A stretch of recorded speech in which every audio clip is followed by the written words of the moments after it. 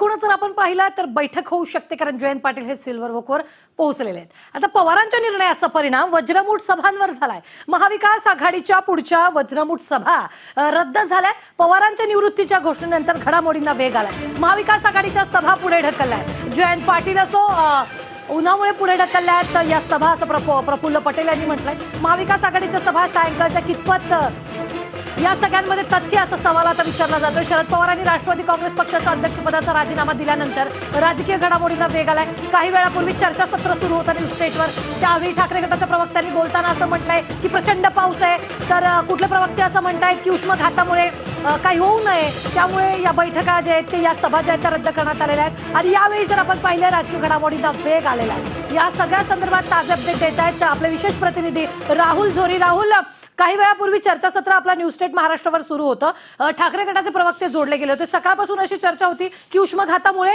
या बैठका ज्या आहेत त्या रद्द करण्यात आल्या। मग ठाकरे गटाच्या प्रवक्त्यांनी या चर्चासत्रात असं म्हटलेलं आहे की तुम्हाला नाही माहिती मुंबईत खूप पाऊस पडतोय आणि त्यामुळे या सभा ज्या आहेत त्या पुढे ढकलण्यात आल्यात। नेमकं या सगळ्यांमध्ये तथ्य काय राहुल?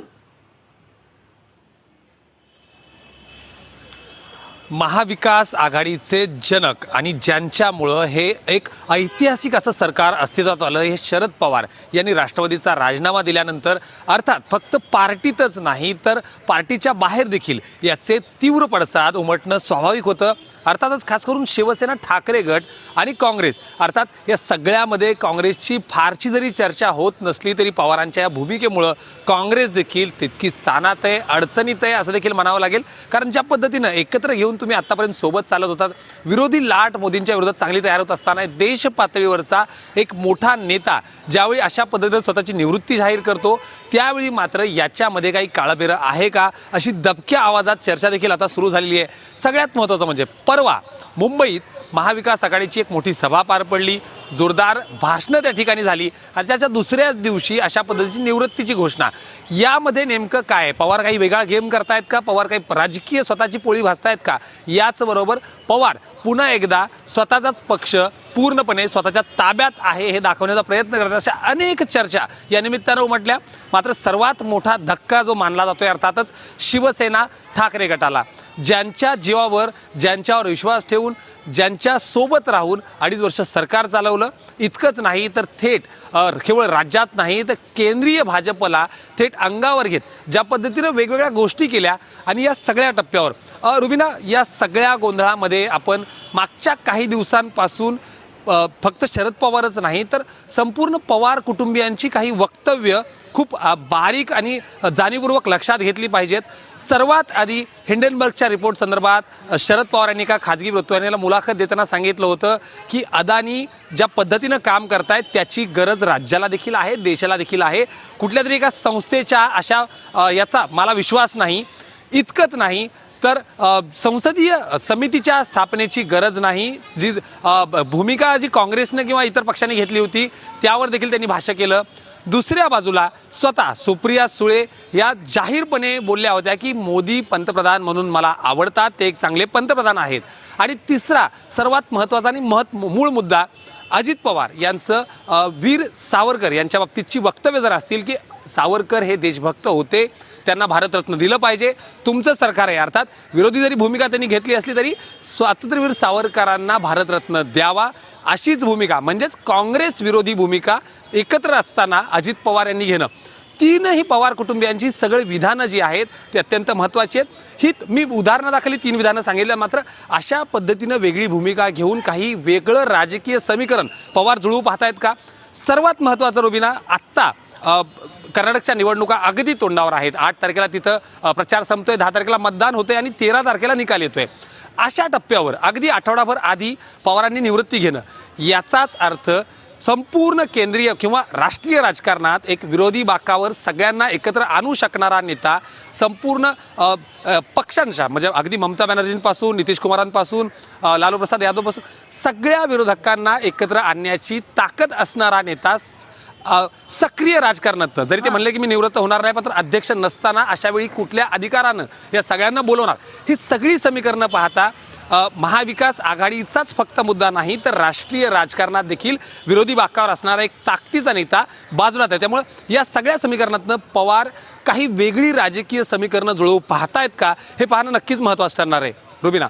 निश्चितच राहुल, मात्र या सगळ्यांकडे जर आपण पाहिलं तर आता कार्यकर्त्यांची एक वेगळी भूमिका जी येते ते देखील पवारांना आपला जो निर्णय तो मागे घ्या असं म्हणतायत. ज्येष्ठ नेत्यांनी खरं तर राजीनामाचं सत्र जे आहे ते सुरू केलेलं आहे. या सगळ्या संदर्भात आता जे काही घडतंय काय वाटतंय नेमकं, पवार जो आहे तो आपला निर्णय मागे घेतील का? आणि सगळ्यात महत्त्वाचं म्हणजे सकाळपासून सुप्रियाताईंचं नाव जे ते चर्चेत आहे, नेमकं काय सुरू आहे, बैठका होत आहेत, नेमकं काय निर्णय होऊ शकतो?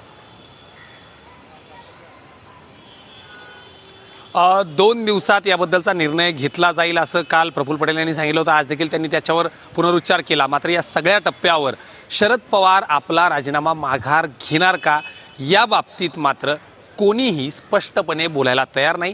रुबिना, एकंदरीत शरद पवार यांची संपूर्ण कारकीर्द जर पाहिली तर त्यांनी घेतलेला निर्णय सहसा माघार घेतलेला नाही. अर्थातच यावेळी त्यांनी आज हे मान्य केलं की मी कार्यकर्त्यांना विचारायला पाहिजे होतं, विचारात घ्यायला पाहिजे होतं, नेत्यांना विचारात घ्यायला पाहिजे होतं, अशा पद्धतीने निर्णय घ्यायला नको होता, माझी चूक झाली हे ते मान्य करतायत. पण शरद पवार यांच्यासारख्या नेत्याला हे माहीत नव्हतं का की जर मी अशा वेळी हा निर्णय घेईल, असा जाहीरपणे निर्णय अचानक जाहीर करेल तर त्याचा परिणाम काय होणार आहे, त्याचा जो प्रतिसाद आहे तो काय होणार आहे.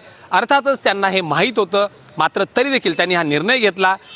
शरद पवार यांच्या जवळचे मानले जाणारे किंवा एक मित्र म्हणून, फक्त राजकारणी म्हणून नाही किंवा एक राजकीय क्षेत्रातली ओळख म्हणून नाही, मित्र म्हणून अगदी जवळून शरद पवार यांना ओळखणाऱ्या लोकांना देखील विचारलं असता आता हा राजीनामा माघार होण्याची शक्यता अगदीच कमी आहे, जवळपास ती नसल्याच्या बरोबर आहे. त्यामुळं नवीन अध्यक्ष कोण या चर्चेंना जास्त महत्त्व आहे, या चर्चेंना जास्त विचारात घेतलं जाते आणि याच संदर्भातल्या या बैठका पार पडत आहेत. आणि या टप्प्यावर राष्ट्रवादीची दुफळी जी आहे ती लपून राहत नाही आहे. अर्थातच जयंत पाटील यांनी जरी मान्य केलं की मला निमंत्रण मिळालं नाही, प्रफुल्ल पटेल म्हणतात कुठली बैठक नव्हती, पण तरी देखील जयंत पाटील यांना हा एक मोठा धक्का मानला जातो आहे. कारण अजित पवार पर्व जर राष्ट्रवादीमध्ये सुरू झालं आणि त्यामध्ये त्यांनी जर त्यांची पिछाड होत असेल तर स्वाभाविक आहे कुठल्याही राजकारणाला एक कंट्रोल जो आहे तो पवारांच्या हाती देणं योग्य आहे, पण अजित पवारांच्या हाती असणं त्यांना पटणार नाही. असं जाहीरपणे कुणी बोलत नसलं तरी हे गोष्टी सर्वांनाच माहीत आहेत. दुसऱ्या बाजूला जर नवीन अध्यक्ष निवडीमध्ये सुप्रिया सुळे यांचं नाव सर्वाधिक चर्चेत असेल तर ही शक्यता नक्कीच जास्त आहे. देश पातळीवर यापूर्वी देखील पवार कुटुंबियांचं नेतृत्व जे आहे ते सुप्रिया सुळे यांनी केलं आहे, तर राज्यात अजित पवार यांनी पवार कुटुंबियांची संपूर्ण बाजू जी आहे ती सांभाळली आहे. अशाच पद्धतीनं इथं देखील होऊ शकतं. राष्ट्रीय अध्यक्षपदावर सुप्रिया सुळे यांची नेमणूक होऊ शकते. तर दुसऱ्या बाजूला पूर्ण राज्यात ज्या पद्धतीनं राष्ट्रवादी काम करते, अर्थातच कोणाकडेही पद राहिलं तरी देखील शरद पवार यांच्यानंतर जर राष्ट्रवादीमध्ये सर्वाधिक वर्चस्व असणारा किंवा सर्वाधिक आमदार संख्या आणि एक आपण ज्याला म्हणतो की पूर्णपणे वर्चस्व असणारा नेता जर आहे तो अजित पवार यांचं नाव घ्यावंच लागेल. आपण काल देखील बघत होतो ज्यावेळी सगळा हा ड्रामा दिवसभर सुरू होता, त्यावेळी देखील अनेक मंत्र्यांपासून, माजी मंत्र्यांपासून ते कार्यकर्त्यांना खडे बोल सोडण्या इतपत अजित पवारांनी काल बघितलं होतं. कोण काय करतं हे तुम्ही सांगू नका, योग्य त्या वेळी योग्य ते निर्णय घेतले जातील हे देखील त्यांनी सुनावलं होतं. त्यामुळं ह्या सगळ्या गोष्टी जर बघितल्या तर निर्णय माघार घेण्याची शक्यता खूप कमी असली तरी नवीन निर्णय जो होतोय त्याच्यावर मात्र आता हे बैठक सत्र सुरू राहणार आहे.